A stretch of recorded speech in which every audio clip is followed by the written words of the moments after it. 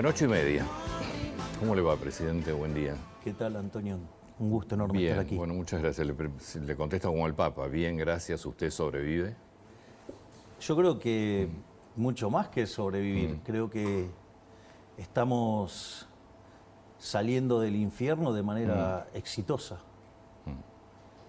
Porque la realidad es que nosotros llegamos al poder con una situación que conjugaba los tres peores elementos de las tres peores crisis de Argentina. Básicamente el desequilibrio monetario Sí. era peor que el que teníamos en la previa del 75, era el doble el desequilibrio monetario. Técnicamente se llama money overhang o sobrante monetario. Y eso, por ejemplo, en el Rodrigazo derivó en una multiplicación por 6 de la tasa de inflación. Es decir, sería a las condiciones que nosotros llegamos de 200 a 1200, pero como era el doble, quiere decir que había una inflación reprimida en ese sobrante de dinero de 2400%. Por otra parte, cuando uno miraba el balance del Banco Central, la relación de pasivos remunerados, que en su momento se llamó LELIX, y digamos, cuando nosotros llegamos, pasaron a ser pasivos remunerados, que, digamos, que eran los pases. Esto fue una de las grandes atrocidades que hizo el gobierno anterior y que más groseros dejó, que los pasó a un día. Claro. Es decir, nosotros teníamos venciendo 4 bases monetarias en un día, para que la gente entienda, se hubiera quintuplicado la cantidad de dinero en un día. Y eso configura una situación en el balance del Banco Central peor que la que teníamos en la previa de la hiperinflación de Alfonsín en el 89, que fue 5000%. Y por otra parte teníamos indicadores sociales que eran peores que los que quedaron de la crisis del 2001. Es decir, cuando usted toma los indicadores sociales del 2001, sí, hoy teníamos indicadores mucho peores. Por lo tanto, estábamos frente a una situación verdaderamente compleja y además teníamos, por ejemplo, que la inflación diaria en la primera semana de diciembre viajaba a un ritmo del 1% diario, que es 3.700 anual. En la segunda semana se aceleró el 7.500. Es más, cuando uno mira lo que es precios mayoristas, dio 54%. 54% anualizado implica 17.000. Ahora, ¿todo esto lo sabían antes de asumir o no? ¿O se encontraron con algo diferente? A ver, nosotros algunas de estas cosas las teníamos claras. De hecho, nosotros hicimos un programa económico para enfrentar un verdadero desastre, que es lo que hicimos, y por lo cual, digamos, ese exceso de aversión al riesgo es lo que permitió que fuera tan exitoso este combate contra la hiperinflación, por ejemplo. Porque no hay que olvidar que hoy la inflación mayorista fue del 2,1%. Eso anualizado da 28. Es decir, pasamos de una inflación que venía viajando del 17.000 a una que va viajando al 28. Es un montonazo, horroroso, pero del 17.000 al 28 hay una diferencia notable. Y además, si esto hubiera estallado, los niveles de pobreza e indigencia, digo, la pobreza estaría en torno al 95% y la indigencia arriba del 50%. Entonces, lo que sucede es que cuando uno se pone a mirar los números, había un montón de cosas. Primero, que la posición de los pasivos remunerados, que eran posiciones que estaban a 30 días, 60 días, 90 días, ¿sí? La habían pasado a un día. ¿Eso por qué cree que lo hicieron? Bueno, nuestra hipótesis es que ellos considerábamos que nosotros no éramos liberales libertarios, sino que consideraban que éramos liberales libertarados. Y que nosotros alegremente el primer día íbamos a abrir todo. Hubiera sido un caos eso. Claro, y eso hubiera derivado en una hiperinflación, en una crisis social sin precedentes, y ahí ellos hubieran hecho 2 por 1, por decirlo de alguna manera, porque hubieran sacado todas las huestes típicas del peronismo a hacer desmanes sociales, ataque a supermercados y demás durante las fiestas. Esto ya pasó en el 2001, 2002, ¿no? Digamos que con Duhalde y Alfonsín, digamos, desde la provincia de Buenos Aires, coordinaron el golpe de Estado a De la Rúa, ¿sí? Digamos, y cuando llegó Duhalde al poder se acabaron los los saqueos, ¿no? Pero dicho esto, además, no solo que volvían al poder en los primeros días de enero, sino que además mataban la idea de la libertad. ¿Y por qué para ellos es importante matar la idea de la libertad? Porque es las ideas que van contra los curros de la política. Porque si yo hago la configuración de los problemas que tenía de stocks, Sí. porque nosotros siempre decimos que no abrimos el cepo por el tema de los stocks. Entonces, teníamos el problema del sobrante monetario, teníamos el problema de los pasivos remunerados del Banco Central, teníamos vencimientos de deuda en pesos por el equivalente a 90.000 millones de dólares. Teníamos vencimientos de deuda externa por 25.000 millones de dólares, donde gran parte de eso era con el Fondo Monetario Internacional y el acuerdo estaba caído. Es decir, donde Massa había incumplido sistemáticamente, y en ese contexto, que esas revisiones o rearmados pueden tardar entre 3 y 6 meses, nosotros volvimos a estabilizar el acuerdo en un fin de semana. No solo eso, sino que además estaba la deuda de la CIRA y de los dividendos Eso atrapados. para los importadores. Claro, que por el equivalente de 50.000 millones de dólares. Entonces, todo ese desequilibrio de stocks, si nosotros abríamos el cepo el primer día, se iba a producir una fuerte caída de la demanda de dinero y una corrida desde el peso hacia el dólar, y eso claramente hubiera generado una hiperinflación. Entonces, nosotros básicamente lo que empezamos a hacer es, dijimos, ok, acá hay que matar la inflación. Ahora, nosotros en nuestra hipótesis, la inflación es siempre y en todo lugar un fenómeno monetario. Digo, para aquellos que estén interesados en la discusión técnica, hoy yo cierro las jornadas del Banco Central y voy a estar discutiendo estos temas desde el punto de vista profesional y técnico, digamos a fondo. Sí.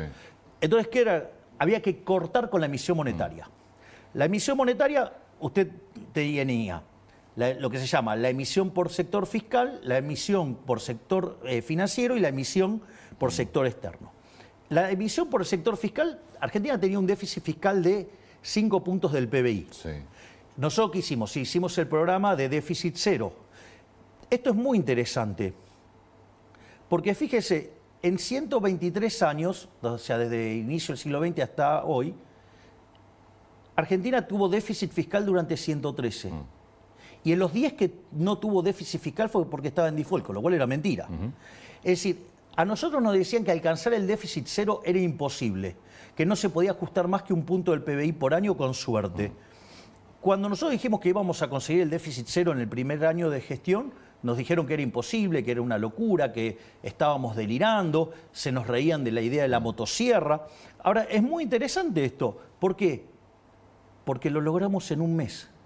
Y esto es muy interesante porque además lo hicimos con mucha conciencia social. Porque el ajuste sobre, por ejemplo, obra pública, que la eliminamos de cuajo, las transferencias discrecionales de provincias, que la eliminamos de cuajo, que pasamos de 18 ministerios a 8, digamos, con reducción de personal, con reducción de, por ejemplo, de los curros de los gerentes de la pobreza. Bueno, toda esa situación, nosotros sobrereaccionamos el ajuste y le dimos contención social. Es decir, hicimos una... Por ejemplo, porque le paso números. Por ejemplo, nosotros... El plan 1000 días, algo fundamental para lo que es la conformación del cerebro de los chicos, 500% subió.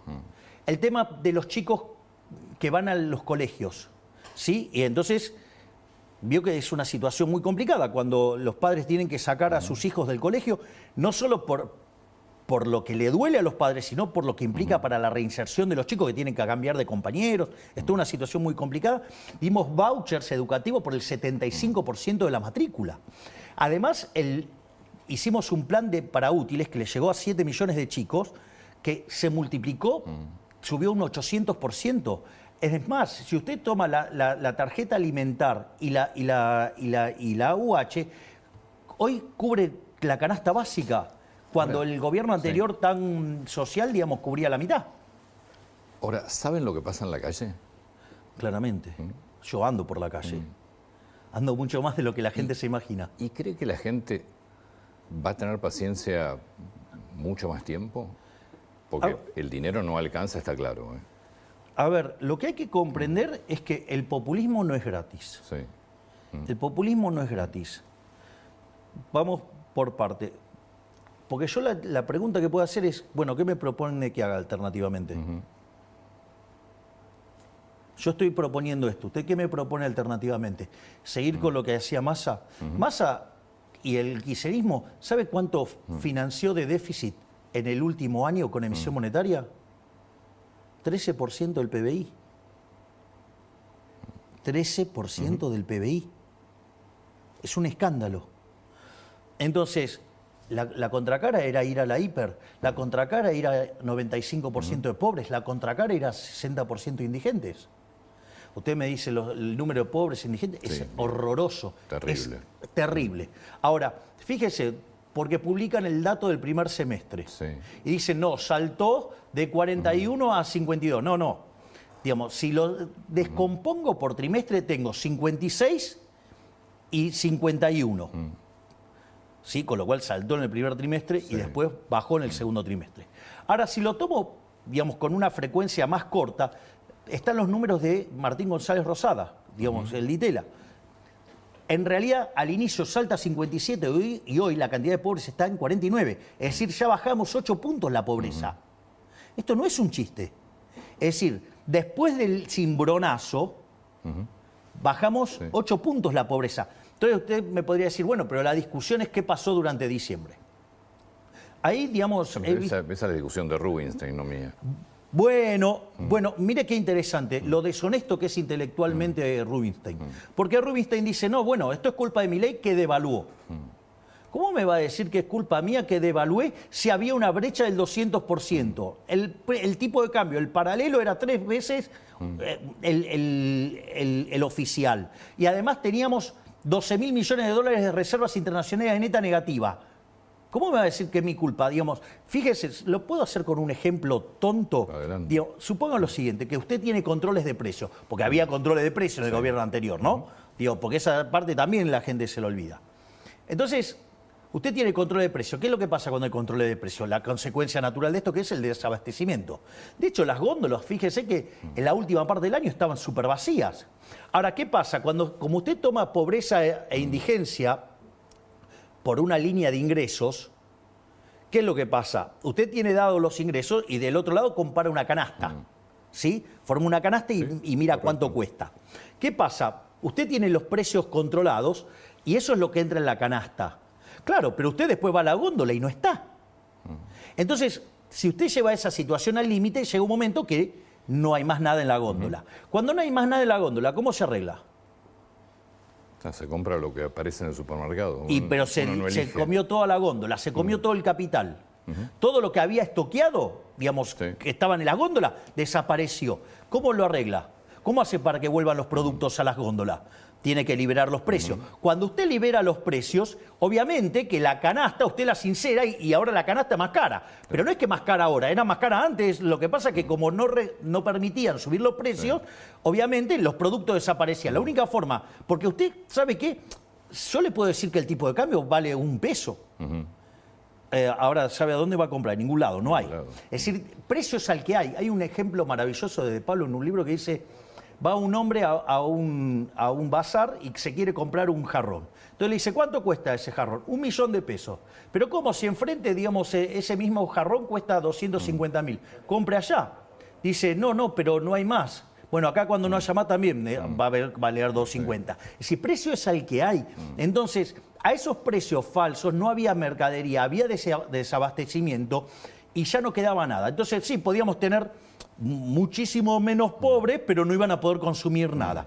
Cuando usted sinceró, porque necesitaba que vuelvan los productos a las góndolas, eso implicó un salto en los precios de los productos y, dado los ingresos, implicó un aumento de pobres e indigentes. Ese sinceramiento, para que se empiece a reconstruir la economía, usted lo que tiene es que hizo que se sincerara el número de pobres que dejó el kirchnerismo, que eran 57%. Hoy, después de 10 meses de programa económico de estabilización, hay 49. Es decir, bajamos 8 puntos la pobreza. Y hay algo que es más interesante, que es, y esto lo señaló días atrás en una nota que le hizo acá Luis Majul a José Luis Daza, que es interesante el punto. Porque si yo tomo el último dato del PBI desestacionalizado y lo miro contra diciembre, o sea, estoy hablando del EMAE, Sí. ¿no? Que es la estimación mensual del PBI. ¿Sabe cuánto cayó el PBI? 0,6%. De diciembre a hoy. Entonces, quiere decir que hicimos el ajuste más grande de la historia de la humanidad, porque usted tiene que sumar el ajuste que hicimos en el fisco, en el tesoro, por 5 puntos del PBI, pero también hicimos un ajuste en el Banco Central de 10 puntos del PBI. Y Después, sí. la actividad solo cayó 0,6. Si yo miro industria, hoy estoy arriba el desestacionalizado respecto de noviembre. Entonces, lo que digo es, cuando se hicieron experimentos como estos, no de esta magnitud, porque nadie tuvo el coraje de hacer algo así, no solo en Argentina, sino en el mundo, ¿sabe qué? El PBI no cayó menos de 10. Entonces quiere decir que algo habremos hecho bien.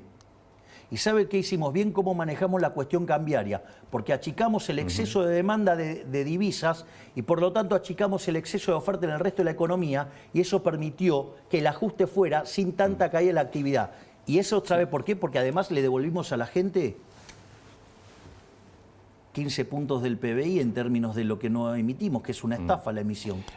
Ahora le quiero preguntar del tema proyecciones económicas, porque las consultoras privadas, algunas bastante reconocidas y creo también que usted sigue, están mostrando que lo que viene todavía no está claro como crecimiento, que hay muchos sectores que no terminan de recuperar. En un minuto le quiero preguntar eso, porque recién estamos viendo también que hay tomas en distintas facultades y me gustaría... ¿Puedo recordar lo que dijo usted el sábado? Sí, claro, sobre cómo las no. universidades? No sé si lo tenemos a mano. Porque se disparó también una polémica importante con esto, porque muchos vieron que era tal vez la puerta abierta de una universidad pública que va a dejar de ser gratuita. Pero usted decía esto el sábado. La verdad incómoda de la educación argentina es que la Universidad Pública Nacional hoy no le sirve a nadie más que a los hijos de la clase alta y los ricos y la clase media alta. En un país donde la gran mayoría de los niños son pobres y no saben leer, escribir ni realizar una operación matemática básica, el mito de la universidad gratuita se convierte en un subsidio de los pobres hacia los ricos, cuyos hijos son los únicos que llegan a la universidad con los recursos, la cultura y el tiempo como para poder estudiar. La universidad ha dejado de ser una herramienta de movilidad social para convertirse en un obstáculo para la misma. ¿Qué universidad quiere el gobierno? A ver, voy a poner esto en orden porque eso es una parte de un discurso que dura 12 minutos. El primer punto es lo siguiente. Acá no está en discusión. No está en discusión la universidad pública y no está en discusión el tema de que es no arancelada. No arancelada. Es decir, porque gratuita no es. Está claro, sí. No arancelada. No arancelada. Es decir, alguien la está pagando. La pagan los que no van. ¿Ok? O los que van. La pagan mayormente. Usted tiene que mirar el neto. El que va es un beneficiario neto. Ah, correcto, sí, está bien. El que no va Seguro, es sí. un pagador neto. ¿Ok? Entonces no es que es gratis. Gratis no es. Es no arancelada. Y no está en discusión ni la universidad pública y tampoco está en discusión que sea no arancelada. Eso, no hay ninguna idea de cambiar eso. Está fuera de discusión. Mire, yo le voy a contar algo. Yo esto en campaña lo mencioné, pero a veces no se entiende o parece abstracto. Hay un libro maravilloso que yo cité mucho durante la campaña que se llama Los Fundamentos de la Libertad de Hayek. Son 3 libros. El libro antes se escribía en otro formato. Sí. La riqueza de las naciones son 5 libros, o sea, bueno, se escribía en otro formato. Son 3 libros. Cuando usted lee el libro 1 y el libro 2, lee Hayek y dice, pero ¿cómo Hayek era narcocapitalista? No, Hayek no era narcocapitalista. Hayek era un liberal clásico. Porque ¿qué es lo interesante del tomo 3? Lo del tomo 3 lo que dice es, bueno, pero la gente quiere Estado. ¿El Estado qué es? El Estado es un seguro.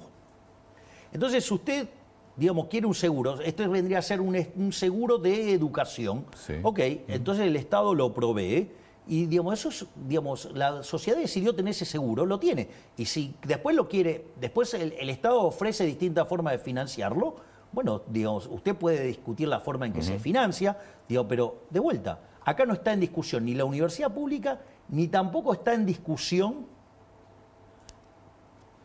que es no arancelada. O sea, Bien. va a seguir siendo universidad pública no arancelada. Eso no se toca. Bien. Lo que sí está en discusión es, yo le hago una pregunta, todos estos que defienden y que están haciendo todo este revuelo, ¿acaso están a favor de que se utilicen las universidades políticamente para robar en beneficio de determinados delincuentes de la política? Porque el punto es, ¿ustedes están a favor del robo? Es decir, yo lo único que estoy diciendo es, como esto está siendo pagado Por todos. por todos los argentinos, desde mi punto de vista, creo que corresponde que esos fondos tengan que ser auditados. ¿Sí? Porque los impuestos no se pagan voluntariamente, se pagan a punta de pistola. No hay duda que tiene que ser auditado. Bueno, entonces tienen que ser auditados. La pregunta es, entonces, ¿por qué no quieren ser auditados? Si no está en discusión la universidad pública, si no está en discusión que es no arancelada, ¿por qué entonces tanto problemas? ¿Porque las queremos auditar? ¿Sabe quién no quiere ser auditado? Principio de revelación se llama, el que está sucio. Es decir, y todo este revuelo es tomar una causa noble, como es la causa de la universidad pública no arancelada, y agarrar y ocultar los curros de los delincuentes. Esto es lo mismo que pasa Eso está claro. Pero Antonio, esto es lo mismo que pasó con el tema de los gerentes de la pobreza. ¿Qué fue lo que encontró la ministra Petovelo? Que se utilizaban los planes sociales para hacer política. Básicamente, todo el mundo creía que por el hecho de haber dado una tarjeta, eso evitaba que los gerentes de la pobreza manipularan a la gente. Y en realidad, ¿qué era lo que pasaba? Usted, para poder cobrar, ¿sí?, necesitaba que una suerte de veedores, ¿sí?, le validara que usted había hecho tareas. Las tareas, ¿saben cuál era? Era ir a las marchas. Sí, sí. Y además, usted tenía que dejar la mitad. Entonces, fíjese qué interesante, porque nosotros cuando arrancamos con este tipo de operaciones, lo primero que hicimos fue que quitar la obligación de registrarse, de dar la prestación. Nos criticaron fuertemente porque decían, no, están fomentando lo vago. No, lo que estábamos haciendo era terminar con el curro de los gerentes de las pobrezas. Porque al no tener que ir a certificar, la plata le llegaba a la persona vulnerable de manera plena. Lo que pasa es que ahí el gobierno tenía acceso a los números y se puede presentar en la justicia. Con las universidades... No, bueno, solo sabemos lo que pagamos porque, digamos, Claro. no hay auditorías.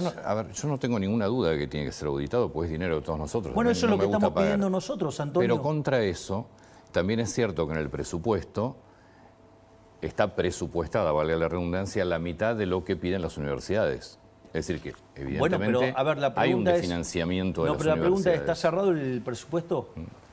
Todavía tiene que debatirse en el Congreso. Bueno, entonces que cuando lo debaten en el Congreso, que cambien la composición, Que le saquen a un sector. pero siempre cumpliendo la ley del déficit cero. Es decir, si yo, digamos, yo ni me meto en eso, que agarren y determinen la composición del gasto que quieran, yo no me meto en eso. Pero sí le puedo decir algo, algunos datos. Primer punto, si yo miro 123 años de Argentina, Sí. Argentina es el país que más crisis tuvo en el mundo, tuvo 23 crisis. De esas 23 crisis, 21 tienen origen fiscal. Y esas 21, digamos, tienen déficit fiscal alto o estrafalario. Sí, correcto. Las más estrafalarias son el Rodrigazo con 14 puntos del PBI, en el 75, la tablita cambió en el 82,11, la hiperinflación de Alfonsín en el 89,8, la convertibilidad con 7, son los más escandalosos. Por lo tanto, usted ahí tiene un punto, digamos, en favor del equilibrio fiscal. No solo eso, sino que además la contraparte de la política fiscal que nosotros estamos llevando ha hecho que el riesgo país de 3.000 esté en torno a 1.100 hoy. Esa mejora en términos de solvencia intertemporal, porque justamente lo que hace el déficit cero es asegurar que no va a haber toma de deuda nueva. O sea, usted la deuda que terminará roleando el capital. Eso hace que la relación deuda-producto no suba más. Es decir, o queda igual o cae. Eso significa que usted de largo plazo es solvente, puede pagar. Por eso el riesgo país pasó de 3.000 a 1.100. Ahora, ¿cuál es la consecuencia de esto? Que el PBI con un riesgo país de 3.000 sería de 400.000 millones de dólares. Y con un riesgo de 1.100 es de 600.000 millones de dólares. Es decir, que la sola mejora que hicimos en el plano fiscal implicó que todos los argentinos son 50% más ricos. Sí, en los números está bien, no en los salarios. Ahora lo discutimos eso. Ahora discutimos eso. Yo no tengo, digo, o sea, yo estoy dispuesto a dar todas las discusiones. Digo, yo no voy a esquivar ninguna. Lo que digo es, ¿usted quiere un riesgo país de 3.000? Bueno, de lo que tiene hoy va a perder un tercio. Nosotros, en ese equilibrio, si usted quiere, digamos, es 50% más. ¿Sí? Porque vamos de un PBI de 400... Pero yo creo que no hay discusión del equilibrio fiscal. No, pero esto no es un punto menor, Antonio. Entonces, en ese sentido, nosotros tenemos claro que mejorar las condiciones de solvencia fiscal y bajar el riesgo país reduce la tasa de interés, incrementa la acumulación de capital y por ende los salarios y todos los argentinos son más ricos. Primer punto, o sea, estamos mejor, tenemos ingresos 50% más altos, si usted quiere, llámelo así. Dicho esto, la otra discusión que uno puede tener es, si yo empiezo a ceder con partidas, digamos, que tocan la fibra de los argentinos, ok, digamos, el problema radica en, primero, deberían cumplir con la ley de administración financiera, de decirme cómo lo van a financiar. Correcto. El déficit cero lo que hace es obligarlos a que sean más explícitos. Por lo tanto, pueden ir a la discusión de presupuesto y pueden poner el número que quieran. Mientras que me respeten el déficit cero, no me importa. Digo, punto uno. Punto dos. Yo, digamos, si empiezo a ceder, hay un libro maravilloso que se llama Historias del Quinto Piso. Cómo Alfonsín fue cediendo a todo eso. ¿Cómo terminó? Explotó todo por los aires. Entonces yo no voy a ceder. Y le voy a pasar un dato adicional. Si yo vuelvo a entrar en ese sendero de política, que nos vuelve a llevar a un riesgo país de 3.000, ya le dije, digamos, perdemos un tercio de PBI. La plata en dólares que le entra a las universidades es la misma. Es decir, con los porcentajes que tiene ahora, dado un PBI de 600.000 millones de dólares, le toca un determinado dinero. Con el aumento, pero un PBI de 400.000 millones, ¿sabe cuánto es el dinero? Es el mismo. Pero ¿qué es lo que pasa? Implica que usted está perdiendo un tercio del PBI per cápita. Ahora, pero esto no es menor, Antonio, porque suponga que estuviéramos perdiendo 210.000 millones de dólares. 70.000 lo estaríamos perdiendo por menor actividad. Y 140.000 millones lo estaríamos perdiendo por salto en el tipo de cambio real. Entonces quiere decir que mientras que las universidades quedan con la misma cantidad de dinero, el promedio de los argentinos es 33% más pobre, pero como eso implica además un salto en el tipo de cambio real, la cantidad de pobres e indigentes en la Argentina sube. ¿Me quiere decir a quién le sirve esto? Pero es que yo creo que no está en discusión el equilibrio fiscal. El que lo discute es porque evidentemente quiera que al país le vaya mal. No tengo dudas de eso. Entonces cuando sancionan una ley que lo hagan con el financiamiento atrás. Tampoco tengo dudas de eso, pero aparte tienen que cumplir con la ley y decir de dónde se va a financiar. Bueno, pero yo no tengo la culpa que entonces se hagan las cosas mal. No, pero no pasa por ahí. Yo lo que digo es, si en el Congreso se debate el presupuesto y los diputados deciden, vamos a financiar, el presupuesto las universidades están pidiendo, no sé si eran 7 billones de pesos, en el presupuesto está 3 billones 200, piden el doble.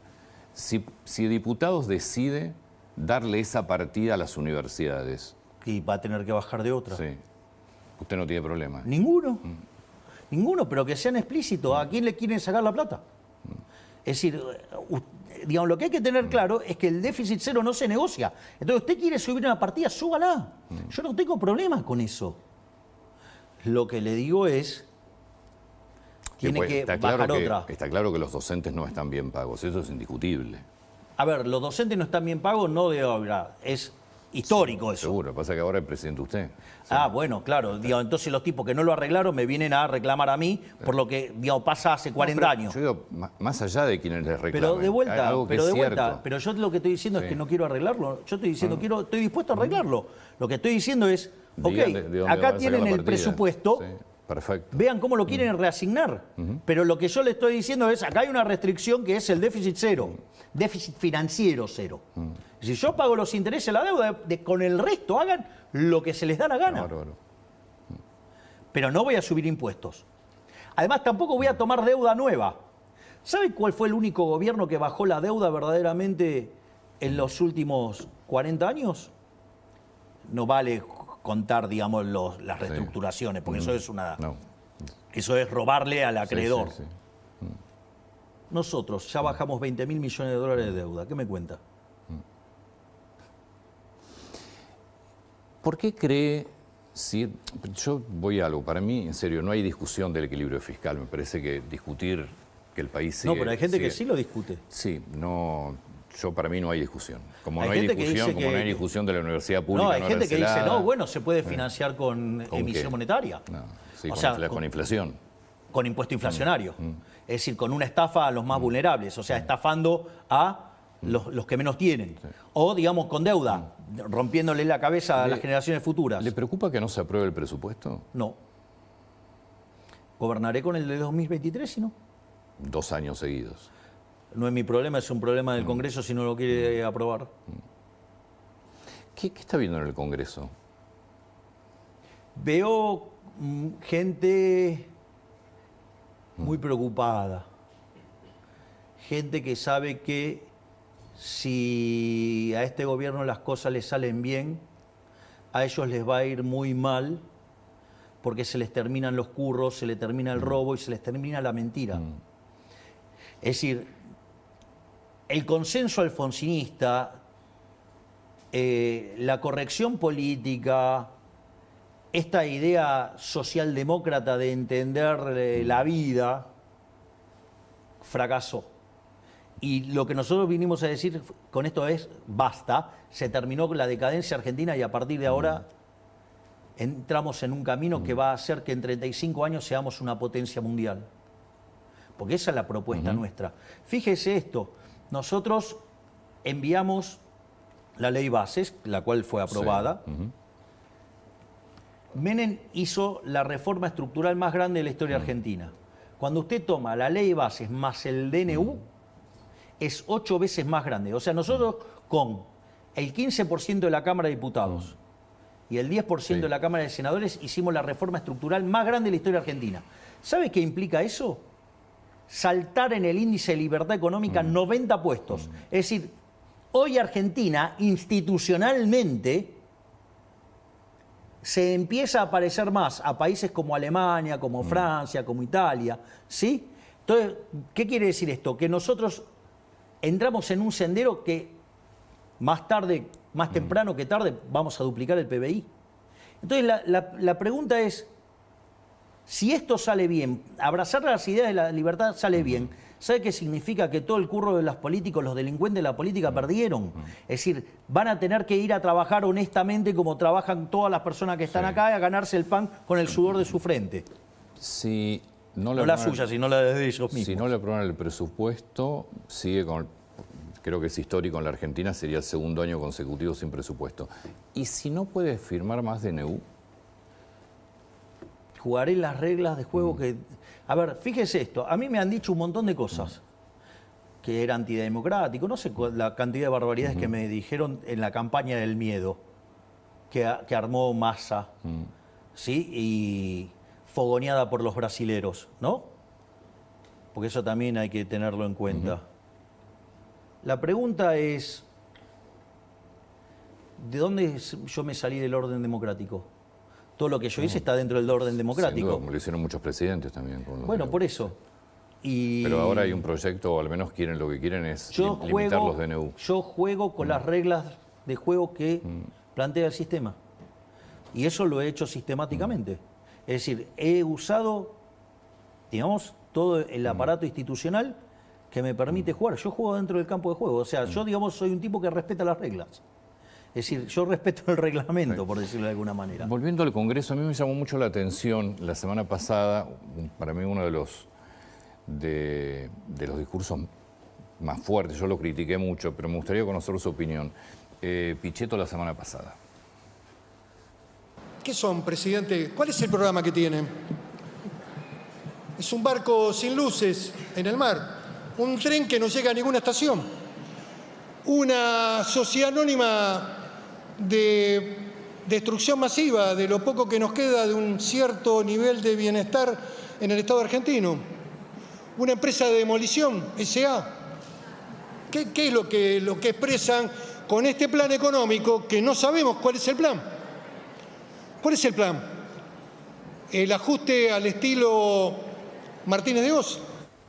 Esto fue en el debate por el veto a la ley de financiamiento universitario. Bueno, lo primero que podría decir de las reflexiones de Pichetto es que es alguien que verdaderamente es un ignorante en términos de economía. Porque primero es absolutamente inválido la comparación con el programa de Martínez de Oz, porque básicamente yo le diría, una de las cosas que no hizo el programa de Martínez de Oz fue justamente hacer el ajuste fiscal. Otra cosa que yo también le podría decir, eso fue en un régimen dictatorial, y esto es en democracia. Por lo tanto, ese tipo de analogías es bastante poco feliz. Pero más allá de eso, usted, ¿cómo es un programa de estabilización? Un programa de estabilización en un país normal, razonable, tiene tres patas. Tiene un programa fiscal, un programa monetario y un programa cambiario. Si ustedes se fijan, nuestro programa fiscal es déficit cero. Nuestro programa monetario fue pasando por distintas, digamos, una vez que terminamos de limpiar los pasivos remunerados, pasamos a exceso de oferta cero, es decir, aceptábamos solamente comprar dólares, y después pasamos directamente a emisión cero. Por lo tanto, sí hay un programa monetario, y por otra parte también hay un programa cambiario, digamos, hubo un sinceramiento del tipo de cambio, y hay una política, digamos, donde nosotros seguimos teniendo cepo, que cada vez tiene menos restricciones. Yo les recuerdo que cuando nosotros llegamos se pagaba el 15% de las importaciones, hoy se paga más del 90%. O sea, digamos, nosotros quitamos regulaciones todos los días, lo que pasa es que mucha gente no lo ve, pero... Y estamos arreglando el problema en los stocks, y hoy estamos más cerca de salir del cepo que es lo que estábamos hace un año. Pero dicho esto, entonces, claramente usted tiene los tres pilares de un programa económico. Lo que sucede es que, digamos, primero el señor Pichetto no es economista, no entiende de esto, habla de algo que no sabe, con lo cual es bastante, para hacer una crítica tan airada, es bastante irresponsable. Pero no solo eso, sino que además hay otro problema más. No entienden que yo soy liberal. ¿Por qué? Porque están acostumbrados a los viejos planes heterodoxos, que había política de ingresos, que había, digamos, se fijaban precios, se fijaban salarios, se fijaban precios de bienes fundamentales, por decirlo de alguna manera, y tarifas. Era todo un conjunto de regulaciones de precios. Bueno, yo soy liberal, yo creo en los precios libres, no creo en ese tipo de controles. Y además, otras cosas también tenían mucho de políticas sectoriales. Yo no creo en eso, yo soy liberal, yo creo, esto además está probado, se llama don't pick the winners, no elegir los ganadores. Es decir, porque eso además genera muchísima corrupción, porque imagínese que usted le está dando, digamos, ventajas a un determinado negocio. Entonces, deberían poder abrir un poquito más esas cabezas tan cerradas que tienen y ver que es otra naturaleza de programa. Es lo mismo que cuando me dicen, no, bueno, no dio fecha para la apertura del cepo. No doy fecha por la apertura del cepo. ¿Por qué? Porque soy liberal, porque yo, digamos, si fuera un dirigista, yo le puedo dar fecha, hora, todo, pero no soy un dirigista, soy liberal. Entonces, por ejemplo, yo dije que íbamos a arreglar el problema de los pasivos remunerados. Usted, si me preguntaba cuánto tiempo, yo le decía, no lo sé, porque eso de qué va a depender, de que yo genere un equilibrio fiscal lo suficientemente robusto como para poder pasar la deuda del central a quien era el verdadero deudor, que era el Tesoro. Te le pido por favor un segundo. Y eso tardamos 6 meses. Pero todas esas operaciones fueron de mercado. Es decir, fíjese que lo interesante que tiene nuestro programa de estabilización y de eliminación de la inflación. Porque nosotros pasamos de una inflación del 17.000 anual al 28 anual, pero no pasamos por una hiperinflación, ¿no? Que eso implica una licuación de los activos de la economía que hace muy fácil estabilizar, porque es como, digamos, el revólver se queda sin balas. Sí. No solo eso, sino que además no aplicamos un plan Bonex, no controlamos precios, no controlamos el tipo de cambio, o sea, no tenemos un tipo de cambio fijo, ¿sí? Y además lo estamos haciendo con recomposición de tarifas, porque hoy las tarifas cubren el 80% del costo. Es decir, y nosotros estamos haciendo todo eso. Y suponga que... El tipo de cambio lo controlan, el 2%. Bueno, está bien, digamos, tiene una pauta de devaluación. Pero sí, pero es mucho más libre de lo que consideran, porque el programa de emisión cero hace que el tipo de cambio se parezca más al de mercado.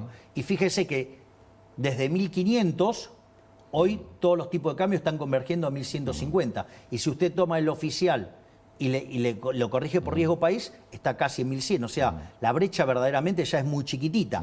Es decir, desapareció, y esto no pasó nunca en la Argentina, convergiendo desde arriba hacia abajo. Siempre fue por saltos devaluatorios. Exacto. Esto, digo, algún mérito debemos tener. Y le voy a decir algo. La inflación, suponga que usted la quiere medir en consumidor, no en mayorista. Yo suelo trabajar con mayorista porque es la que se anticipa. Sí, que curiosamente tiene 30 o 40 puntos de diferencia. O sea, debería estar más baja todavía la minorista, porque la de insumos es tarde o temprano va a colapsar. Por eso digo, esto requiere paciencia. Ahora, fíjese esto. Si yo tomo la observada del último mes, 3,5, Sí. yo tengo una inflación inducida por el programa hasta que... Sí, por el crawling fundamentalmente. Claro, Sí. pero eso porque es la contracara de que todavía no puedo abrir el cepo porque todavía tengo problemas de stocks. Sí. Un ¿Sí? 2% de devaluación. Entonces tengo una devaluación del 2% más la inflación externa. Suponga 2,5 mensual. Quiere decir que yo tengo de 3,5, la inflación que está generando monetaria, verdadera, el programa es 1. ¿Sabe cuánto es? Quiere decir que el día que yo limpie el problema de los stocks, Sí. quiere decir que yo puedo llevar la inflación al 1. ¿Sabe cuánto es 1% mensual? 13 anual. Mire lo bien que venimos, pero ¿qué requiere? Paciencia. Porque la contracara de que la inflación tienda a cero es que va desapareciendo lo que se llama el sobrante monetario. ¿Se acuerda que yo empecé hablando de la situación previa al Rodrigazo? Cuando usted tiene controlado el tipo de cambio y emite dinero, ¿qué es lo que pasa? La contracara es que pierde reservas. Cuando usted pierde muchas reservas, en general o se devalúa o se ponen controles. Quedó todo el gobierno anterior siempre controles, que casi que le fuera imposible comprar un dólar. Sí, bueno, el cepo. El cepo. Eso es lo que hace que usted demande más pesos que los que quiere tener. Porque los está demandando compulsivamente, aumenta la base el impuesto inflacionario y le cobra más impuesto inflacionario. Dicho esto, si usted abre, le pasa lo del Rodrigazo, multiplicar por 6 o por 12, dado los números que nosotros teníamos. Dicho en la tasa de inflación, ¿no? Entonces nos hubiéramos ido a 2.400% de inflación solo por el tema monetario. Imagínese si se hubiera multiplicado por 5 la base monetaria, imagínese la ejecución de los puts, imagínese los 90.000 millones de dólares en deuda en peso que teníamos. Entonces, cuando usted toma esa situación, usted, el money overhang se resuelve o porque sube la demanda de dinero o porque se achica la oferta de dinero, pasan las dos cosas y suben los precios. Entonces usted lo que tiene es que con la inflación que corrió y con el freno en la emisión y la recomposición de la demanda de dinero, hoy la inflación es 1%. Cuando esa inflación desaparezca, que es la diferencia entre la observada y la inducida, quiere decir que ese día el money overhang desapareció. ¿Qué quiere decir esto? Que no sobran más pesos. Si no sobran más pesos, ¿sabe cuántos dólares necesito para abrir el mercado? 0. Gracias. Gracias, entendió todo. Y le cambio medianamente de tema. ¿Mira encuestas Sí, y le preocupa? no. Eso también ahí hay otra parte del discurso de Pichetto que a mí me parece sumamente interesante. Porque, Cuando dice que usted cree que ganó, pero en realidad perdió. claro, exacto, dice, sostiene el veto, como sostiene el veto, cree que ganó, pero en realidad perdió. Bueno, eso muestra lo anacrónico y lo analógico que es el círculo rojo y en especial Pichetto, que es parte de ese círculo rojo. Porque varias cosas. Nosotros nunca discutimos que la universidad sea pública y no arancelada. Nosotros lo que queremos discutir es que sean auditadas. Sí.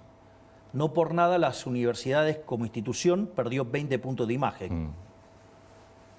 Con lo cual, digamos, o sea, y si la gente empieza a mirar con la lupa lo que están haciendo la gente en las universidades, van a seguir cayendo en imagen, ¿no? Y además la caída, digamos, en las manifestaciones fue notable. Es decir, la segunda fue un cuarto de la primera. Y además con el aparato peronista, digamos, había muy poquitos entonces estudiantes. Hay un tema de comunicación del gobierno. Ahora están todas las universidades tomadas prácticamente. Bueno, que la gente vea lo que están haciendo. Claro, pero... Digo, vamos a ver cómo le va. Si ustedes... Pero si el problema no es la universidad pública y no es la cuestión de que no son aranceladas. Y eso no va a cambiar. Solo los queremos auditar. Entonces, si usted no quiere ser auditado es porque es un chorro. Más claro, le voy a echar agua. El que no quiere ser auditado es porque es un chorro.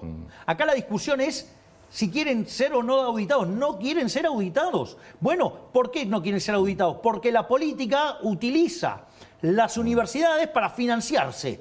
Eso es lo grave. Que usen las universidades una causa noble para financiar la mugre inmunda de la política. Eso es lo grave. ¿Y por qué cree que los alumnos o un sector de los alumnos están tomando, que no saben esto? Porque aparte son militantes políticos. Y además, digamos, habría que ver, digamos, las cosas que hacen los profesores en las aulas, que es un tema que también es complicado. Pero no es parte de esta discusión. Lo que quiero es otra cosa, porque ese punto que señala Pichetto muestra lo analógico, ¿sí? Digo, lo que es lo más inmundo de la vieja política.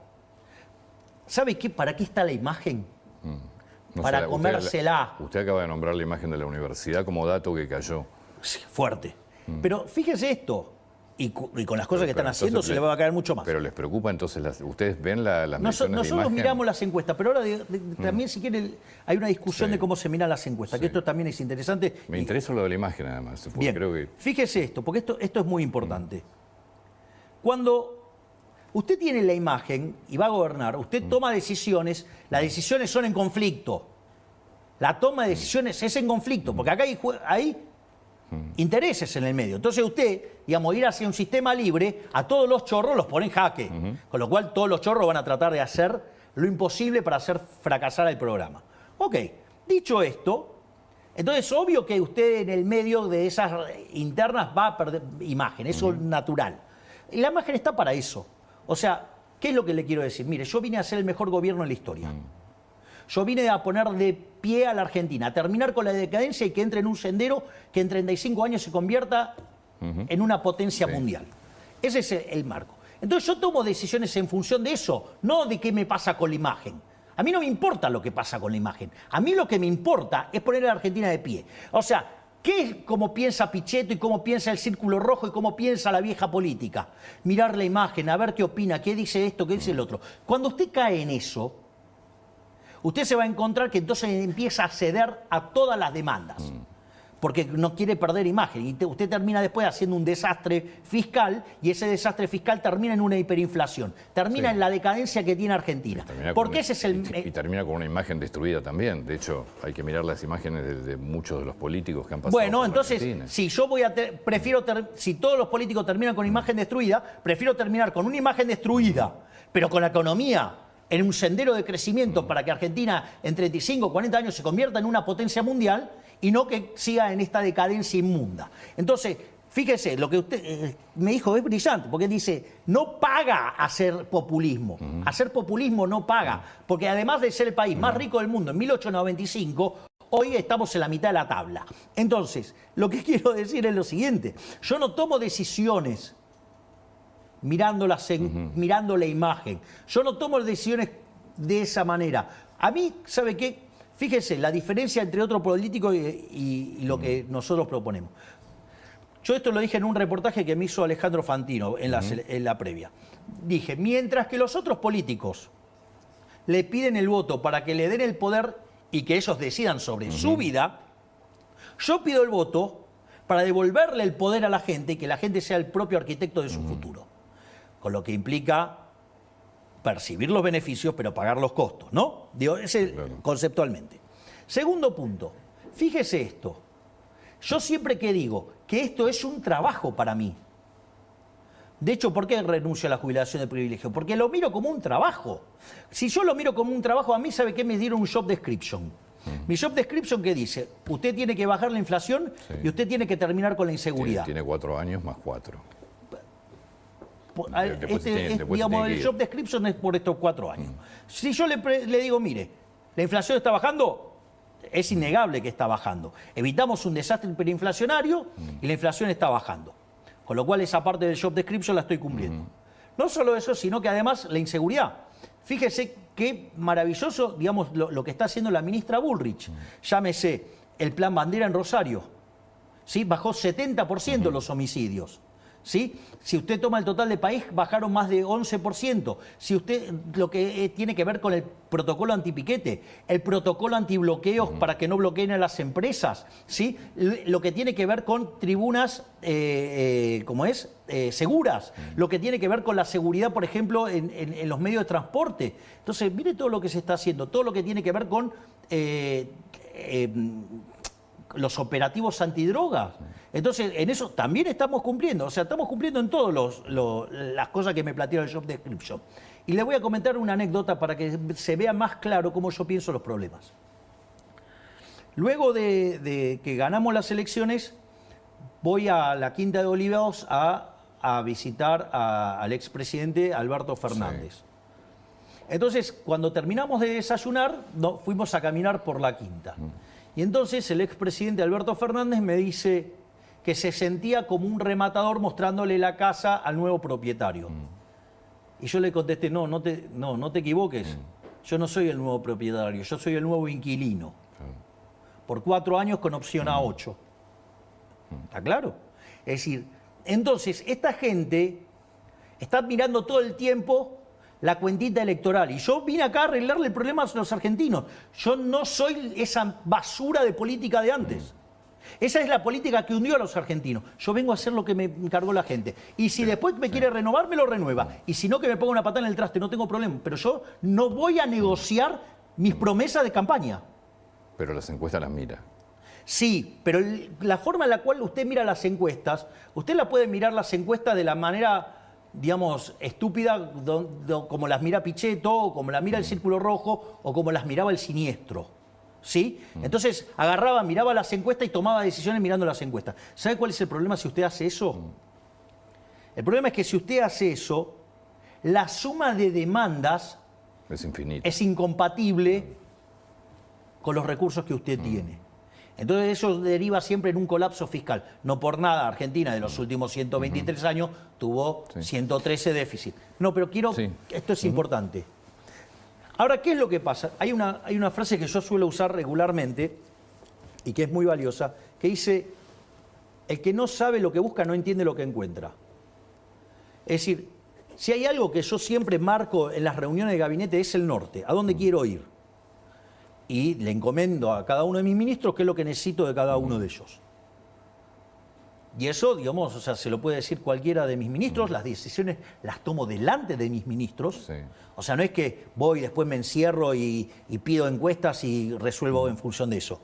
No, yo resuelvo acorde a mis ideales, a donde yo dije que voy a llevar la economía, al país. Dicho esto, ¿qué es lo que me da la encuesta? La encuesta me da el estado de situación. Me sirve para saber la radiografía de qué es lo que siente la sociedad. A partir de ahí, nosotros fijamos un norte y diseñamos las políticas que nos lleven a ese norte. Es muy distinto la forma de hacer política, porque la otra es la del populista. Esto es darle una visión de estadista. Es decir, lo que yo diría de la posición de Pichetto, digo, pobre Pichetto, digamos, está cargando él con toda la basura que es toda la política tradicional. Yo pensé que Pichetto era más aliado del gobierno. No, él es aliado del Partido del Estado. Es un tipo que siempre vivió del Estado, es un tipo que fue el que comandó la bancada del kirchnerismo en el Senado, es el que usó los artilugios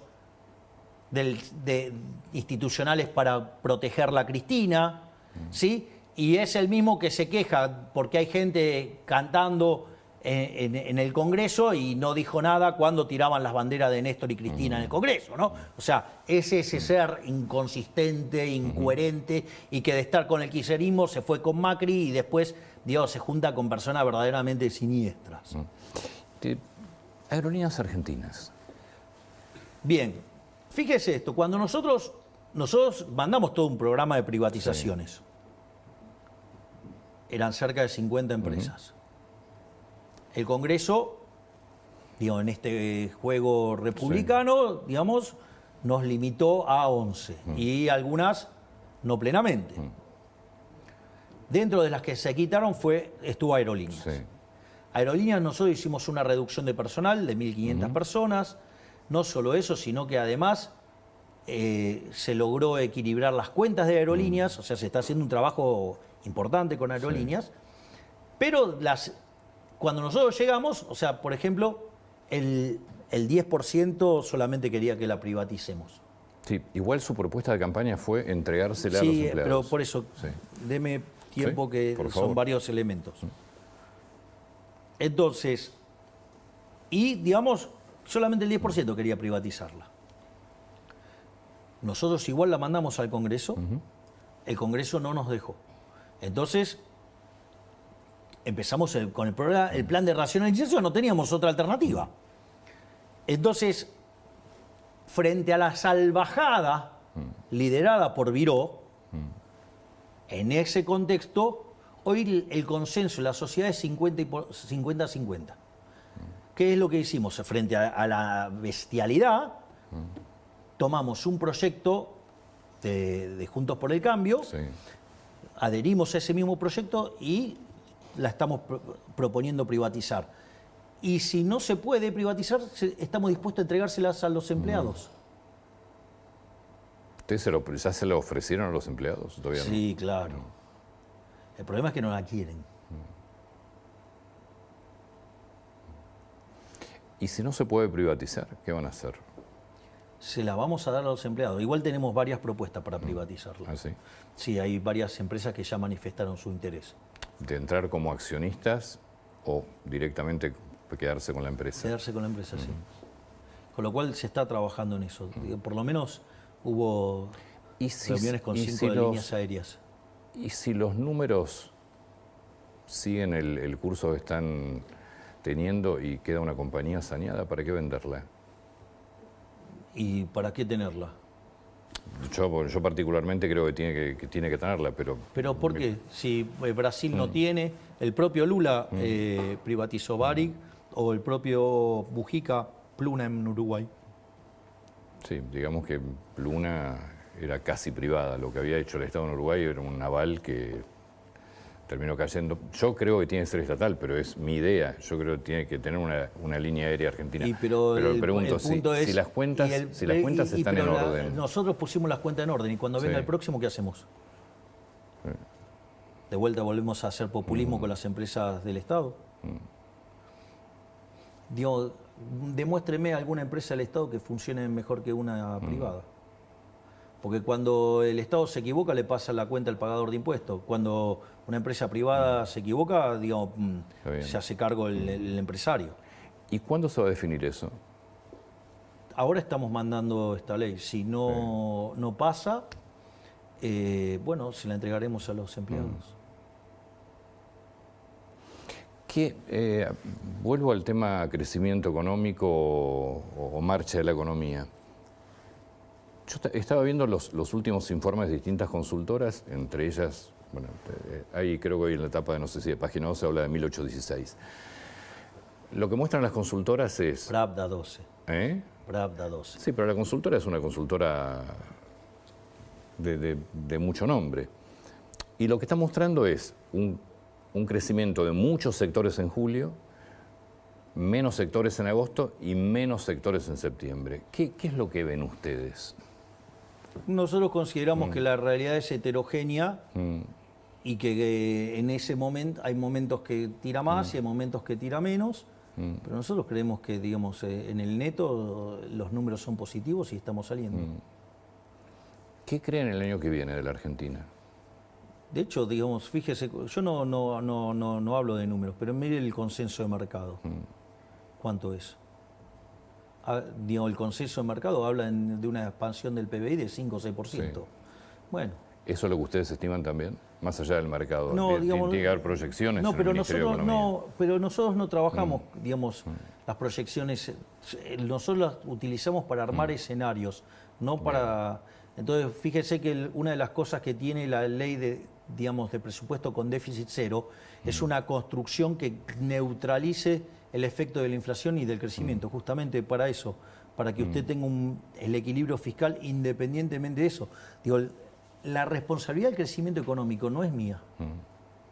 De vuelta, no soy fatalmente arrogante. Ustedes tienen que, el gobierno y el Estado tienen que dar las condiciones para que las inversiones privadas hagan crecer la economía. Las condiciones son que yo les ofrezco equilibrio fiscal, no emisión, o sea, una moneda fuerte, y les aseguro, digo, que no va a tener turbulencias cambiarias. Yo me ocupo de eso. El resto, digamos, las inversiones las determina el sector privado. Y yo le podría decir que hay muchos elementos para ser optimistas respecto a la evolución futura. Digo, el primer punto es el siguiente. Si usted se fija, sistemáticamente los salarios reales vienen subiendo. Es decir, los salarios le vienen ganando hace 5 meses seguidos a la inflación. Punto 1. Las jubilaciones vienen ganando en términos reales, de hecho están más de 5% arriba de lo que estaban en noviembre. Y si usted la toma en dólares, se triplicaron. Con una economía mucho más cara en dólares también, ¿no? Bueno, está bien, pero digamos, usted gana el triple en dólares hoy.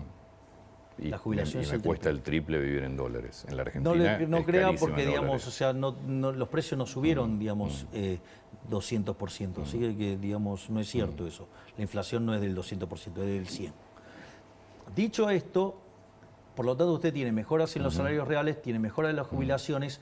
De hecho, yo le mencioné el trabajo de González Rosada, que la pobreza pasa del 57 al 49. No solo, o sea, esos 8 puntos no es magia, es mejora del salario real. No solo eso, sino que además eso le implica que usted, digamos, en algún momento la demanda se le va a recuperar. Punto 1. Punto 2. Usted tuvo un ciclo de stocks. Sí. Es decir, durante la última parte del gobierno anterior se acumularon muchos stocks para protegerse del desastre monetario. Ya se consumió. Se consumió, eso fue lo que agudizó la caída de la primera parte del año y eso se está recomponiendo. Por lo tanto, usted tiene cíclicamente 2 elementos del ciclo que empujan para arriba. Eso por un lado. Después usted tiene cuestiones estructurales que empujan para arriba. El haber hecho el ajuste fiscal, el haber... una de las cosas que implica es una fuerte baja de la tasa de interés. Y eso es lo que permite que haya más crédito, más inversión. Que es uno de los sectores que muestra recuperación, el tema créditos. No solo eso, sino que además, fíjese, porque esto es interesante, eso implica que usted puede acumular más capital, eso es más trabajo, eso son mejores salarios. No solo eso, sino que además hay un tema no trivial. Nosotros cuando asumimos estábamos discutiendo la hiperinflación, hoy estamos discutiendo créditos a 30 años con cláusulas de ajuste. Ahora, fíjese qué interesante, porque todo ese ahorro fiscal de 15 puntos del PBI se volcó ¿a qué? A que hubo un aumento del ahorro y que eso ahora va a financiar el sector privado. Esto es muy importante porque esto es algo que puede generar crecimiento económico, aun cuando usted siga teniendo cepo. Y el otro elemento adicional importante es que nosotros hicimos reformas estructurales, no solo que hicimos la reforma estructural más grande de la historia argentina, y 8 veces más grande que la de Menem, sino que además, fíjese lo que es el Ministerio de Sturzenegger, todos los días desregulando algo, todos los días desregulando algo. Entonces nosotros estamos yendo hacia una economía más libre. Mi objetivo es que Argentina sea la economía más libre del mundo y que de esa manera Argentina se convierta en el país más próspero del mundo. O sea, nosotros trabajamos todos los días en ese objetivo. Con lo cual, si usted se fija, las cuestiones cíclicas juegan a favor y las cuestiones estructurales juegan a favor. Digo, lo que pasa es que Roma no se construyó en un día. Claro. Es decir, usted el crecimiento económico no lo construye en un día. Entonces, yo, digamos, lo que digo es que mirar los números con mayor detenimiento. Hay que, digo, si usted viene de una caída, y usted frena la caída, digo, está claro que está mejor, porque frenó la caída. Bueno, si usted toma estos números acá en el piso y compara contra el año anterior, claro que le van a dar negativo. Sí. Eso es una obviedad. ¿Pero a usted le importa la historia o le importa de acá para adelante? A mí hoy para adelante, ya está. Le digo, a todo el mundo le importa para adelante. No Lo sé. que pasó ya pasó, es parte de la historia. Yo creo que hay algunos que están mirando para atrás. Pero Bueno, está bien, no importa, que miren para donde quieran. O sea, yo digo, Sí. le voy a proponer a los argentinos mirar para adelante. Parece bien. ¿Ok? Entonces, entonces tengo que estar mirando los desestacionalizados. Cuando miro los desestacionalizados, tengo números muy positivos. Cuando yo miro el PBI, digamos, de julio, que dio 1,7, ¿sabe cuánto es? Digo, si yo le digo una economía que crece al 5%, es un numerazo, ¿no? Es un número muy bueno. ¿Sabe cuánto es de crecimiento desestacionalizado mensual eso? 0,4. ¿Se da cuenta que 1,7 es un numerazo? ¿Se da cuenta que cuando la industria dio 1,5 es un numerazo? ¿Qué es lo que quiero decir? Son números muy fuertes. Obviamente son tan fuertes que en el mes a mes usted va a reacomodar. Y el otro tema que es muy importante, que andan, digamos, con la estupidez esa del consumo. Porque pareciera que los empresarios son todos tontos que producen para no vender. Digo, sería bastante sospechoso que sean tan tontos. Digo, cuando son así, yo diría, ¿por qué no tratan de ser más respetuosos y tratar de ver qué es lo que están haciendo? Porque una de las cosas que pasa es que cambió la modalidad de venta. Entonces, de repente, los indicadores de consumo que tenemos, primero que nunca predijeron bien el consumo. Primer punto. Segundo punto, son cosas muy puntuales. Ahora, ¿por dónde cree que más compra la gente? Por Mercado Libre. Mire lo que son los números de Mercado Libre. Le propongo que mire lo que es el tuit que hizo Galperín. ¿Por qué no se ponen a mirar los números de Mercado Libre ahora cuando se publiquen los datos que se haga la presentación de balance? Y vamos a ver dónde estamos en consumo. Presidente, muchas gracias por el tiempo. No, por favor, Muy muchas atento, gracias a usted, Antonio. Por favor. Dicen que va a parar.